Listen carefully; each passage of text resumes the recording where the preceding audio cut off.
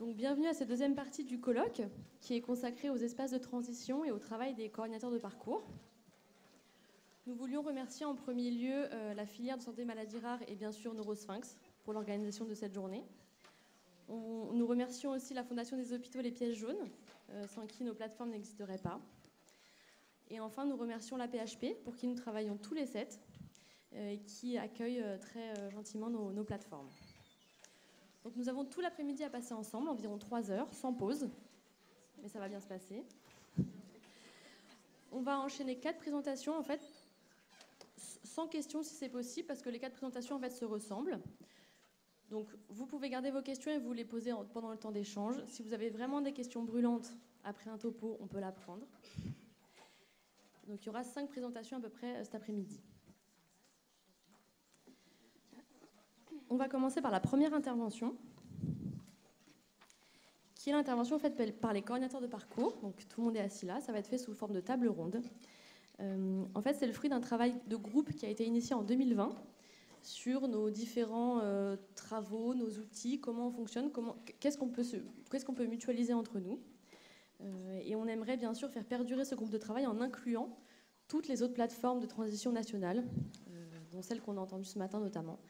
Et vous allez voir que donc, cette intervention est sous forme de table ronde, et vous allez voir que vous avez déjà entendu un peu ce que font Passage, Capadja et l'Apart. Donc on a un peu les mêmes objectifs et les mêmes actions. Donc je vais présenter mes collègues pour la première présentation. Ils vont faire un petit coucou pour que vous puissiez les identifier. Donc Aurélie Claire, qui est coordinatrice d'Advenir à Robert Debré. Parfait. Floriane Dupont, qui est coordinatrice de En route vers l'adulte à Garches, à Raymond Poincaré. Sandrine Botus, qui est coordinatrice de Transcende à la Pitié-Salpêtrière. Jean-François Carvisi, qui est coordinateur de l'espace Marina Picasso à Georges Pompidou. Farida Madawi, qui est coordinatrice de l'Escale à Trousseau. Marine Castillo, qui est coordinatrice de La Suite à Necker. Et moi, du coup, Marine Brunino, qui est coordinatrice et IPA du programme JUMP à la Pitié-Salpêtrière.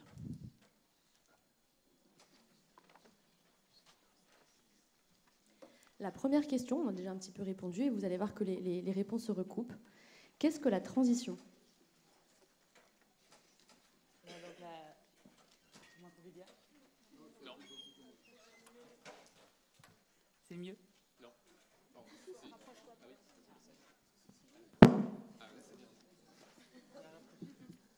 Oui, donc la transition ?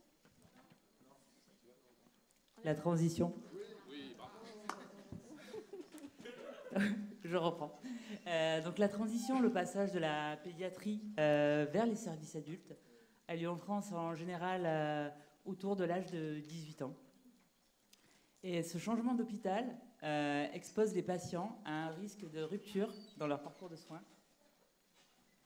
En effet, il y a environ entre 5 et 50% des patients, selon les pathologies, qui arrêtent leur suivi au moment du passage en adulte. Donc, ces ruptures dans le parcours de soins, elles ont bien sûr des conséquences importantes pour le patient et elles les exposent à des complications aiguës ou chroniques qui sont plus fréquentes, plus graves et plus tardivement traitées. D'où la nécessité de préparer le passage dès la pédiatrie. L'autre chose importante, c'est que vraiment la transition, c'est un processus qui s'étend sur plusieurs années et qui implique à la fois le patient, bien sûr, mais aussi ses parents, son environnement et les soignants de pédiatrie et les soignants de services adultes. Un des enjeux importants, bien sûr, de la transition, c'est donc la qualité et la continuité des soins lors du passage. Ce qui nous amène à poser la question, qu'est-ce qu'une transition réussie ? Alors, on considère que la transition est réussie quand un suivi médical régulier est établi en service adulte. Et un des indicateurs de la réussite de la transition, c'est l'absence de patients perdus de vue 2 ans après le départ de la pédiatrie. Donc pour continuer, donc l'un des objectifs pour c'est vraiment d'aider le patient dans l'accompagnement qu'on propose.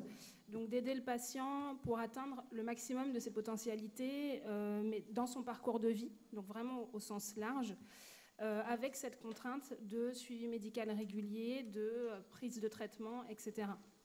Donc on a bien compris, même avec les interventions de ce matin, que la transition, c'est un contexte qui est complexe, puisqu'il est nécessaire de passer vraiment par une approche la plus holistique possible, avec la considération non pas seulement d'une vision médico-centrée, mais vraiment une vision beaucoup plus large, en considérant à la fois le contexte social, le contexte médico-social, le contexte scolaire, professionnel, et j'en passe, puisque toutes ces notions auront une incidence sur le parcours de soins du patient. Donc aujourd'hui, on fait le choix de vous parler de la transition ado-adulte dans les soins, mais en réalité, la transition, c'est voilà, ça a des aspects vraiment très multiples, et finalement, on est vraiment tous concernés par cette notion, puisque c'est vraiment juste un changement, enfin juste, c'est un changement, qu'on peut rencontrer nous-mêmes en passant de l'âge adolescent à l'âge adulte, mais aussi tout simplement en passant du statut de professionnel, enfin non, même pas d'étudiant au statut professionnel, du statut aussi d'adulte à personne âgée, comme on en parlait aussi en fin de matinée. Donc voilà, c'est vraiment un aspect multiple, ce sont des aspects multiples de la transition qu'il faut considérer, par lesquels on passe tous. Et la particularité des jeunes qu'on accompagne, c'est qu'eux passent aussi ces changements-là, mais avec en plus la contrainte de la maladie et du suivi médical. Donc on a défini de façon très courte la transition parce que c'est un sujet très très large, on le sait. On va tenter de définir voilà, ce qu'est une plateforme de transition. Les espaces transition sont des lieux de rencontre et des lieux ressources pour les jeunes patients vivant avec une pathologie chronique et ou un handicap, et pour leurs aidants. Ces espaces permettent un accueil convivial et un accompagnement spécialisé pour une prise en charge adaptée à leurs besoins. L'idée est l'acquisition et le développement des compétences médico-psychosociales pour une gestion optimum et autonome de la pathologie au quotidien et une meilleure projection dans leur vie d'adulte. L'objectif des plateformes de transition, c'est bien sûr d'accompagner le changement des soins pédiatriques aux soins pour adultes. Et en fait, ça va au-delà du transfert, comme on en parlait ce matin. Il y a bien sûr le transfert, mais en fait, la transition et l'accompagnement se passent après le transfert, quand le patient est en secteur adulte. Les autres objectifs des plateformes de transition, c'est bien sûr la prévention et la promotion de la santé. Souvent, ce sont des plateformes qui sont composées d'une équipe pluridisciplinaire. On citera quelques membres un petit peu après. Et ça ajoute et ça permet une complémentarité dans la prise en charge du parcours de soins standard du patient avec maladie chronique. Donc là, on va s'intéresser au rôle du coordinateur dans ces plateformes de transition.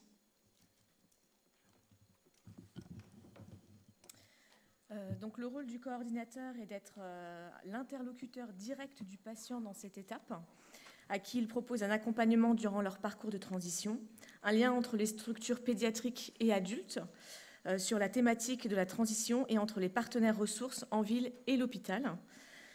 Il est garant du bon fonctionnement de la structure, de la pérennité de l'offre de soins. Il accompagne lors du parcours de soins du patient et organise les soins dispensés dans cette plateforme. Son rôle et l'organisation sont différentes selon si le coordinateur est de pédiatrie ou du service adulte. Le coordinateur peut être sur les parcours de soins et ou chargé de projet. Tous les coordinateurs ont différents métiers socles. On peut avoir des infirmières, des psychologues, assistantes sociales, psychomotriciennes, documentalistes, coordinateurs culturels, etc. Et le rôle du coordinateur de plateforme, c'est aussi d'assurer un lien culturel avec les jeunes patients, de leur proposer des rencontres durant leurs hospitalisations. Ce sont des rencontres qui tournent souvent autour de la littérature, ça peut être aussi de la danse, des musiciens qui viennent pour des rencontres informelles et ils partagent un peu leur passion. Ils peuvent y trouver aussi de quoi choisir une orientation, éventuellement, ça a bien fonctionné. Le coordinateur, c'est aussi celui qui est en lien avec les infirmiers et infirmières de coordination dans les services de soins. Nous organisons des ateliers thérapeutiques qui concernent évidemment les avancées sur les différents traitements des différentes pathologies. Après avoir défini le rôle du coordinateur, nous allons aborder les différents liens avec les professionnels. Donc, comme l'a souligné Marine tout à l'heure, pour certaines plateformes, l'équipe est pluridisciplinaire. Pour d'autres, l'équipe est un petit peu plus restreinte. Mais de façon générale, toutes les plateformes de transition sont donc en lien direct ou indirect avec l'ensemble des professionnels de l'hôpital. Donc il y a les médicaux, les pédiatres, les neurologues, les neuropsychologues, les gynécologues, les médecins spécialistes. Toutes les listes là sont non exhaustives. Vraiment, on travaille avec beaucoup de monde. On a essayé de résumer. Les paramédicaux également, donc les assistantes sociales, les psychomotriciens, psychomotriciennes, les psychologues, les infirmières, les éducateurs, les éducatrices. Et les services supports qui sont aussi très très importants. Ce sont vraiment nos partenaires de proximité. On travaille aussi avec des partenaires extérieurs, avec les autres hôpitaux, des instituts également, comme l'Institut Imagine, les centres de référence maladies rares, évidemment. On peut en citer quelques-uns. Il y a le centre de référence maladies rares neuromusculaires, mucoviscidose, les filières de santé. On peut en citer quelques-uns aussi, mais on travaille vraiment, on est en lien avec tous, mais Neurosphinx, Filnus, Firando, Déficience. On travaille aussi avec des associations de patients, des intervenants qui interviennent dans nos plateformes, au sein de notre plateforme, et des institutions, notamment des établissements culturels, le musée Guimet, le musée du Louvre et le château de Versailles. Les partenaires financiers, vous le savez, sont également essentiels pour mener à bien nos projets. Comme vous l'avez vu précédemment, toutes les plateformes ont des particularités. On travaille vraiment tous différemment par rapport aux pathologies qu'on accompagne, aux patients qu'on accompagne. Tous ces partenaires reflètent la diversité et la richesse de nos plateformes et des partenariats qu'on met en place. Nous allons voir maintenant les grandes thématiques sur lesquelles travaillent les différentes plateformes. Oui, alors les thématiques de travail sont multiples. Et comme on le disait précédemment, les plateformes ont chacune leur spécificité. Maintenant, je vais vous présenter les principaux axes de travail des espaces de transition de la BHP. Le premier axe de travail, je dirais que c'est d'une part d'évaluer et de développer l'autonomie du patient dans sa prise en charge pour assurer la réussite lors du passage en service adulte. Lors de consultation et grâce à des outils que nous détaillerons ultérieurement dans la présentation, le patient est interrogé sur ses connaissances concernant sa pathologie, son traitement, notamment les questions liées à l'observance par rapport au traitement. Pour donner d'autres exemples, on peut l'interroger aussi sur sa capacité à gérer et organiser ses propres rendez-vous médicaux ou encore à s'exprimer seul face à un soignant. Et un autre point qui nous paraît essentiel à évaluer est la capacité du patient à se projeter dans l'avenir et à construire un projet de vie malgré la maladie chronique et ou rare. Et c'est vrai qu'on peut remarquer que parfois, la maladie chronique va justement figer le parcours de vie.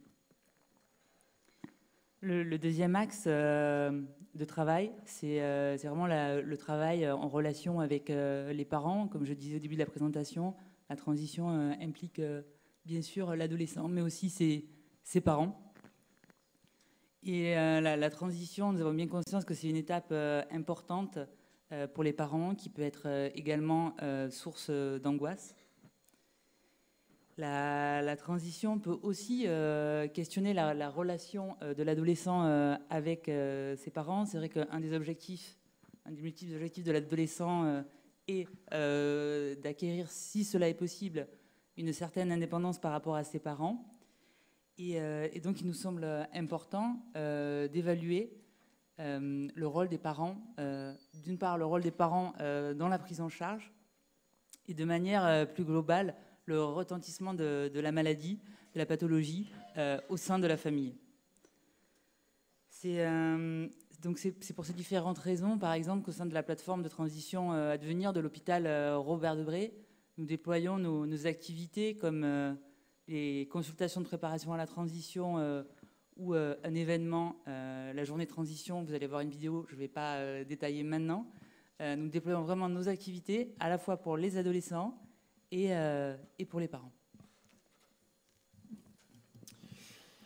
Les plateformes servent aussi à aborder des questions relatives aux choses un petit peu plus intimes chez les différents patients, comme par exemple les conduites à risque, la sexualité lorsqu'on est atteint de maladies chroniques, comment gérer sa sexualité, quel regard on porte là-dessus, est-ce qu'on a le droit d'aimer, d'être aimé, tout simplement de faire l'amour, ça c'est quelque chose qui est revenu assez régulièrement. Ça permet aussi de revaloriser l'image corporelle de l'adolescent, avec toutes les transformations souvent perturbantes liées aux pathologies et aux effets secondaires, et aussi aux cicatrices que peuvent laisser certaines chirurgies. Sachant que les différentes variations de l'image corporelle à cet âge-là, c'est quand même quelque chose qui est extrêmement important. Ça va peut-être définir, et certainement d'ailleurs, l'adulte qu'ils vont devenir. Et puis, ça leur permet aussi d'être dans l'évolution de leur parcours de soins en tant qu'adultes ou futurs adultes. Alors, on va voir quels ateliers de soins de support sont proposés et les objectifs qui y sont associés. Donc là, on vous a mis un exemple de soins de support qu'on a dans nos plateformes, mais bien sûr, ce n'est pas exhaustif, il y en a d'autres. C'est ce que nous, on propose. Donc on peut proposer du sport adapté, de l'art-thérapie, de la socio-esthétique, de l'hypnothérapie, des ateliers d'écriture, par exemple. On propose également du conseil en images, du théâtre, des ateliers autour de la santé sexuelle ou des consultations, du yoga ou du shiatsu. Donc les objectifs, quelques objectifs du coup qu'on travaille avec nos jeunes. Donc l'estime de soi, prendre soin de son corps et de sa santé, faciliter aussi la compréhension de son corps, ce qui est très important pour tous de façon générale, mais particulièrement pour les jeunes qu'on accueille dans nos structures. Et ça permet de verbaliser plus facilement ses envies et ses peurs.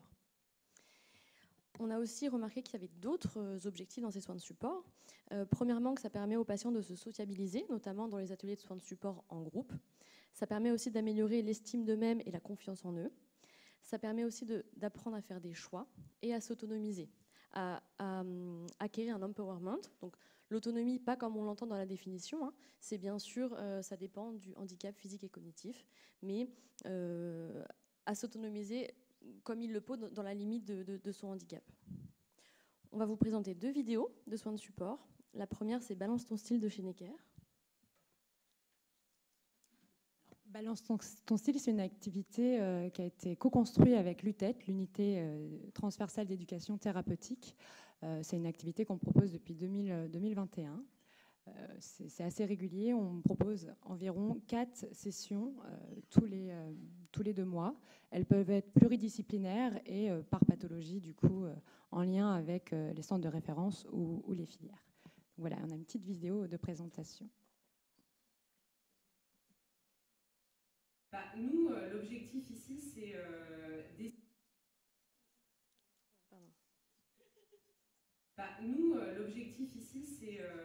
d'essayer de les faire sentir comme tout le monde et de les entourer avec justement des spécialistes entre guillemets du bien-être et de la mode. Ça les met en posture privilégiée pour justement oser, parce que dans les boutiques classiques, la plupart du temps, ils s'auto-censurent parce qu'ils ont peur que justement les matières leur aillent pas, les coupes leur aillent pas. Et là, ici, ils peuvent tout essayer, ils savent qu'on est à leur disposition pour leur donner des conseils. Et forcément, grâce à la photothérapie, grâce aux conseils personnalisés de la socio-esthéticienne, de la conseillère en image et de la styliste médicale, ça permet vraiment de valoriser, de se sentir valorisé, de valoriser la personne.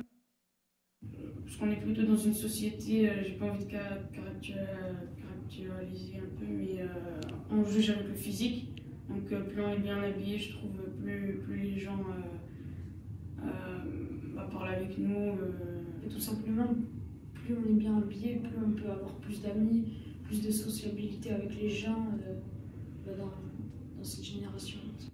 Le petit bout de tissu, c'est celui qui va refléter qui t'es en gros. Donc ton coloris, ton volume, ton design.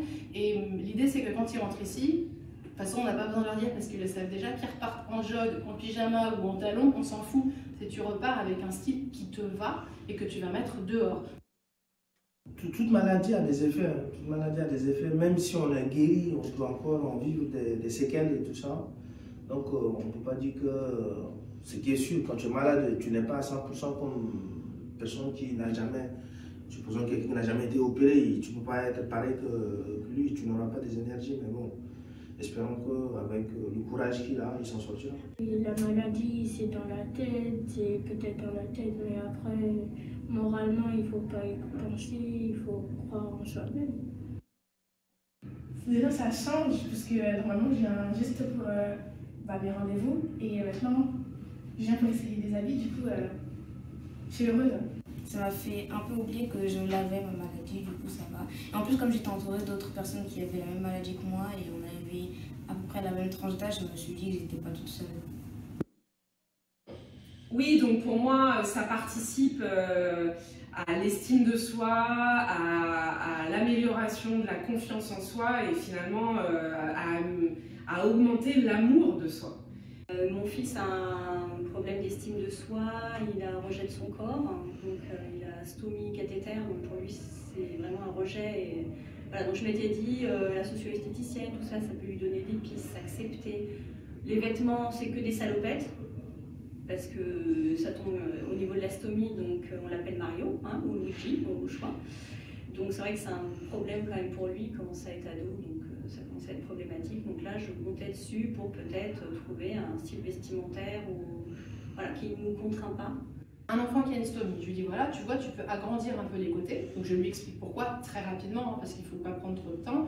Donc, et ça en tête, ça veut dire que demain, dans les magasins, tu peux acheter tout ce que tu veux parce que tu sauras que tu pourras légèrement ouvrir ton pantalon. Mais ça change tout. Parce qu'il y a plein d'enfants qui se limitent dans le choix de leurs vêtements parce que ça n'arrive pas au bon moment. Donc c'est ça pour moi l'autonomie, c'est qu'ils aient les petits outils stylistiques mais techniques aussi, ces deux-là, pour repartir, se dire je peux faire ce que je veux, je suis autonome, je sais comment je vais adapter mes vêtements. Soit moi-même, parce que la tante, la maman, la nounou, n'importe qui de l'environnement, on peut le faire. Soit c'est tellement facile, parce que c'est ça le but, c'est de proposer des choses faciles, qu'ils puissent oser passer la porte de n'importe quel retouche de quartier. Type je fais un bourrelet, là est-ce que vous pouvez ouvrir mon pantalon pour faire un petit agrandissement. Donc c'est vraiment ça l'autonomie dont on parle ici.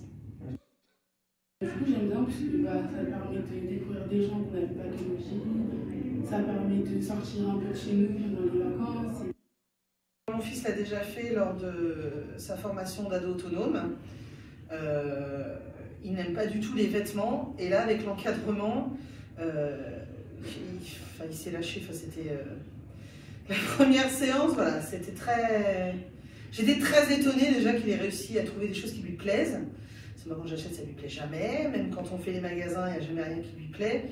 Et là, je pense qu'avec l'encadrement, les gens pour conseiller qui soient autres que nous, parents, ça a été beaucoup plus facile.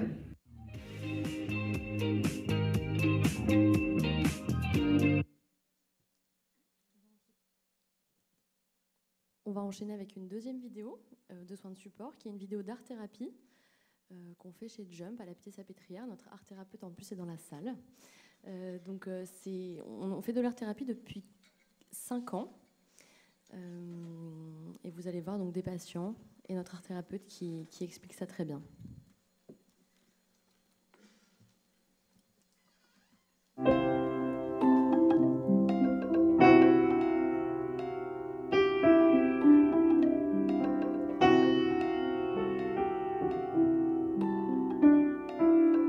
Jump, c'est un programme de coordination et d'accompagnement de patients qui sont en transition et qui sont atteints de maladies neurologiques chroniques. La transition, c'est la période charnière en fait, dans le passage de l'adolescence à l'âge adulte. Et donc, c'est des patients qui en fait, ont une maladie depuis l'enfance et qui atteignent l'âge adulte et qui doivent être suivis chez les adultes. Et donc, nous, à la Pitié-Salpêtrière. Bonjour Stéphanie, ici. C'est bon? Très bien. Ça te va, Stéphanie? Oui. Les art thérapeutes avec qui on est en lien, on les a trouvés via l'association SULC et on a vite pris contact et on s'est rendu compte qu'on avait les mêmes objectifs et le même intérêt pour les patients. Et donc on a vite créé un premier atelier de Jump. Tu voulais faire Un dégradé avec du jaune, du orange, du rouge. Tu vois, regarde, c'est magnifique, cela. C'est un rendez-vous hebdomadaire auquel on s'attache très vite, parce qu'il y a vraiment un plaisir à être ensemble pour pratiquer les arts plastiques. Je m'inclus parce que moi aussi, souvent, je fais avec les jeunes. Et c'est un moment donc, de retrouvailles très spontané, joyeux, qui permet de découvrir l'autre et de se découvrir aussi à chaque séance. Sur deux pas.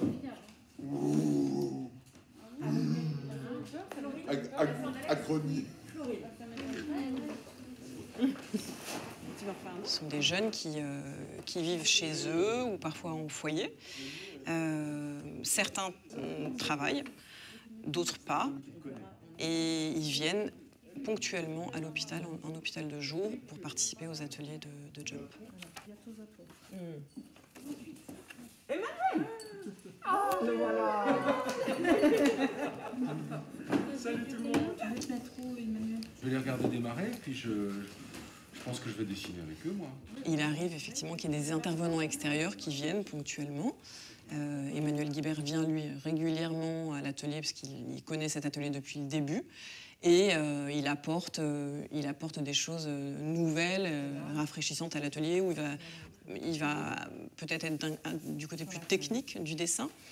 Et ça lui permet aussi d'être au plus près de certains qui vont avoir besoin d'une attention particulière. Et ça permet justement le fait qu'il y ait d'autres personnes qui viennent d'avoir aussi des temps plus individualisés.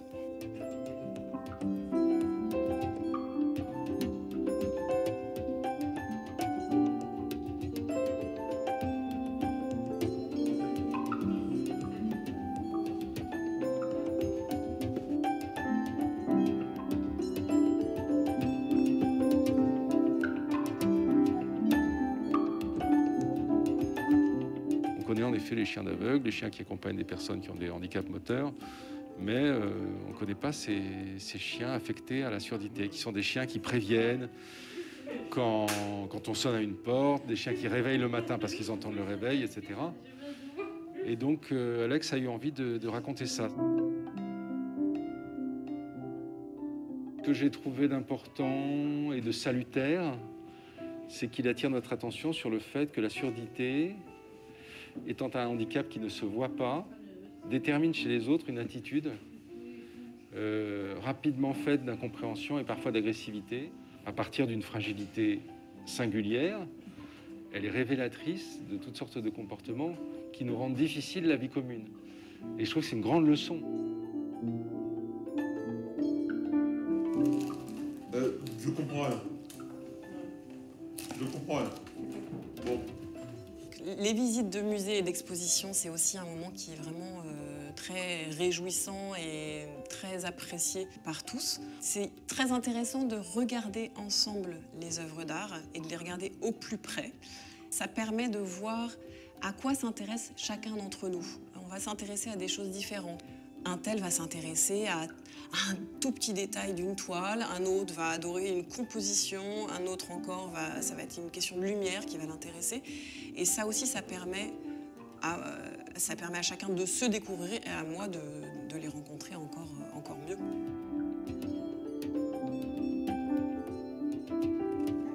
Je vais lui donner, attends. Tiens, Camille.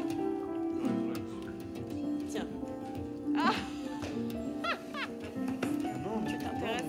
Même si on ne parle pas la même langue, même si on a des difficultés avec le langage, on arrive à échanger autour des arts plastiques, autour du geste, autour des matières. Ça nous rassemble, mais ça permet aussi d'expérimenter pour soi-même et voir à l'intérieur de soi qu'est-ce qui est important pour soi. Les patients, au bout de quelques mois d'atelier, même quelques semaines, on les sent plus ouverts, on les sent plus heureux en fait. Donc finalement, ça nous fait gagner du temps sur leur prise en charge. Ça leur permet de trouver un élan en fait dans leur vie et dans leur vie professionnelle et ça leur donne des compétences nouvelles en fait dans le fait de communiquer avec d'autres personnes, dans le fait d'avoir des objectifs. Depuis que ces ateliers existent dans le Jump, je vois pas comment on pourrait faire sans finalement. c'est quelque chose d'assez nouveau, hein. Il y a très peu d'hôpitaux qui proposent ces ateliers. Et maintenant, on se rend compte que le bénéfice du patient est tellement important que finalement, on ne pourrait plus s'en passer au quotidien. Merci.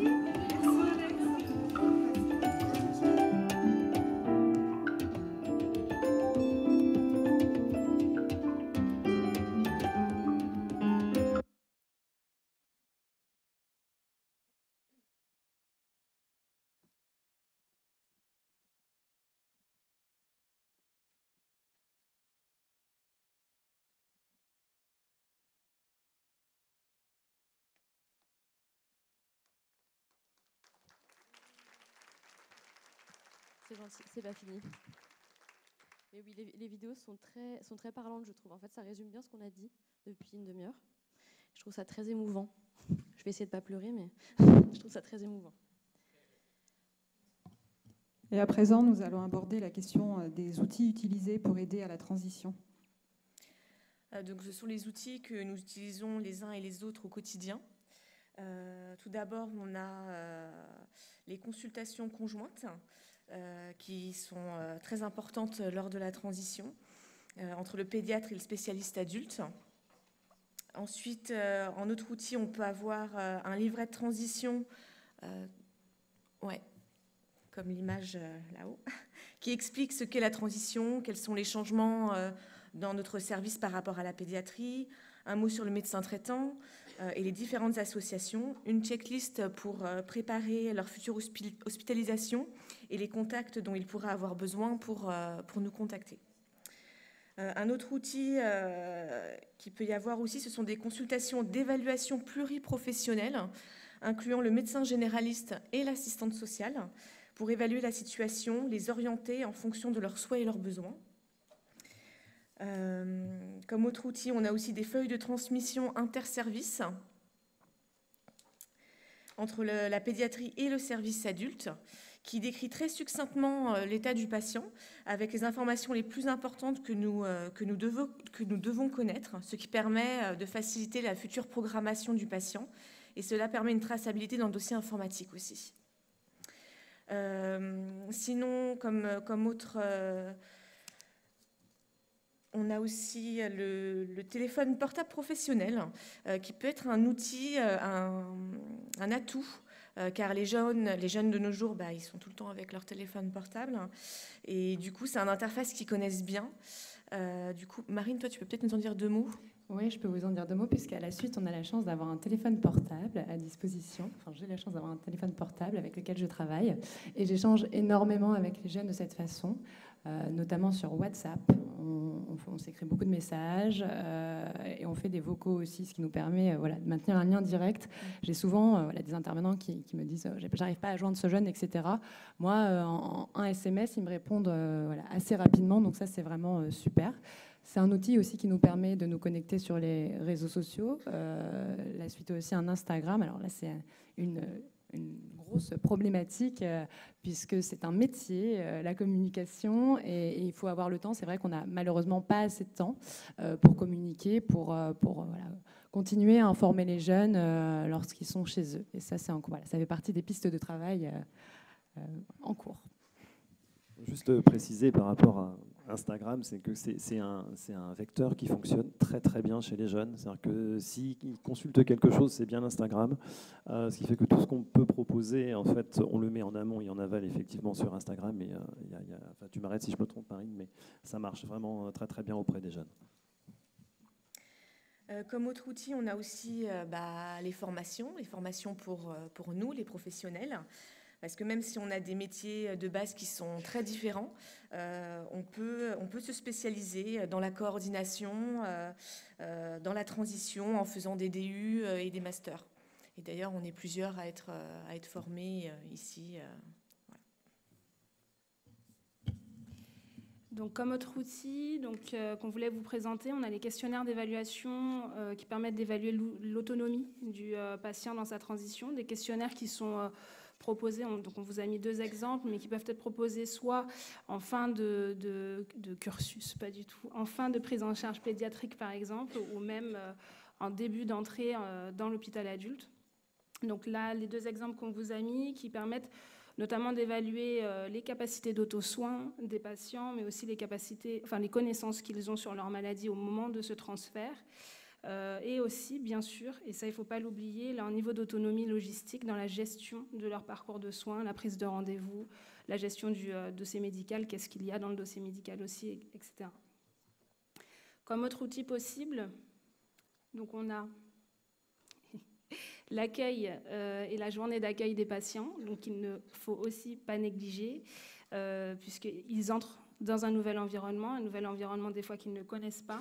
Donc faire cette première journée d'accueil, par exemple sous forme de groupe, sur des patients qui ne sont pas encore passés côté adulte et qui vont justement visiter leur nouvel environnement, leur permettre d'être plus sereins au moment justement où ils effectuent leur transition, mais également l'accueil, c'est-à-dire le moment où ils arrivent lors de leur première consultation, où cet accueil n'est pas négligeable pour justement faire en sorte qu'ils aient les renseignements sur les personnes ressources, sur le fonctionnement du service, etc.